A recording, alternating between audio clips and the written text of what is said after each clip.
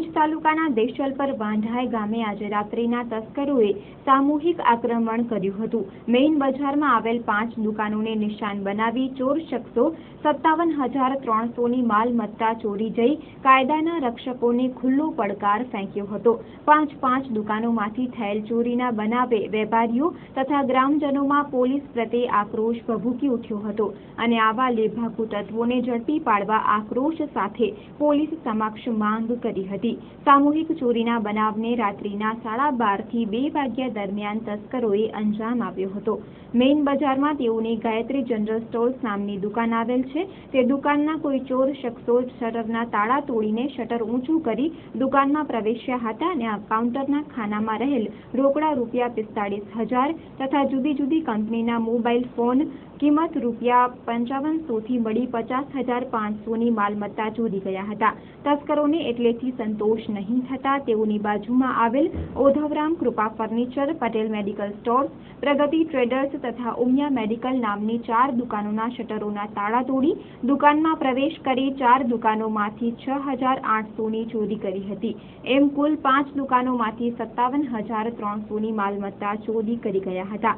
રાત્રિના 2 વાગે કાંતિલાલ ગોવિંદ દિવાણીએ ચોરી અંગેની તેઓને જાણ કરતા તેઓ તાત્કાલિક દુકાન પર આવી ગયેલ હતા અને ગામના સરપંચ મેઘજીભાઈ તથા અગ્રણીઓ ચેતનભાઈ પટેલ તેમજ જેમની દુકાનોમાંથી ચોરી થયેલ છે તે દુકાનદારો પણ દુકાને પહોંચી આવ્યા હતા અને ચોરી સંદર્ભે માનકુવા પોલીસને જાણ કરતા પોલીસે અજાણ્યા શખ્સો સામે ગુનો નોંધી પ્રાથમિક તપાસ હાથ ધરી હતી।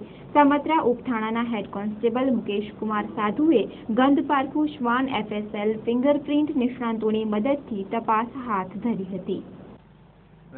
કાલે સાંજે 8:30 દુકાન બંધ કરીને સાંજે નવરાત્રિમાં ગયા હતા। પછી ત્યાં 12:30 વાગ્યાની આજુબાજુ અમે ત્યાંથી નવરાત્રિ પૂરી કરીને ઘરે ગયા। એના પછી મારા ભાઈબંધનો 3:15 ફોન આવ્યો કે તમારી દુકાનના તાળા તૂટી ગયા છે। તો અહીંયા આવીને જોયું તો આપણી દુકાન સાથેની આજુબાજુની દુકાનોમાં પણ દુકાનના તાળા તૂટી ગયા હતા। શટર બધાના અડધા ઊંચા હતા। પછી પોલીસને ફોન કર્યો, પોલીસ પણ આવી ગઈ।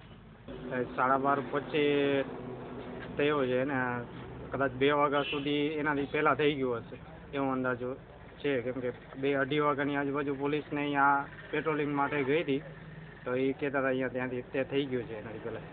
મારી 45,000 રૂપિયાની કેસ છે એ ચોરી થઈ ગઈ છે અને 5,000-5,500 મોબાઈલ છે એ ચોરી થઈ ગયા છે। પોલીસ ફરિયાદ કરી છે, બાકીના એક્શન પોલીસ અત્યારે લે છે, ચાલુ છે। અને ઘટના તો હવે રાતે શટર તોડી ગયા છે ચોર। મારો વેપાર છે એમાં ફૂટવેર, કોસ્મેટિક, હોજીયરી, ફર્નિચર બધું છે ને રોકડ પૈસા મારા ચોરી ગયા છે ચોર।